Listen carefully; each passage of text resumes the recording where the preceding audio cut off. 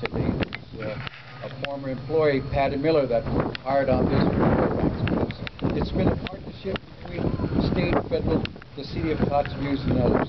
And it's going to be a good project that I'm hoping that this particular project not only does it for progress for our main street here, but it has local employment, that the company that is here will make sure that they work and have a community liaison so we can have an ongoing job for 2.5 years. And I don't think Representative Jewell has come in. We're in Point Hope, and so I'm hoping he would come and say a few words for you. But it's a pleasure working on a project like this.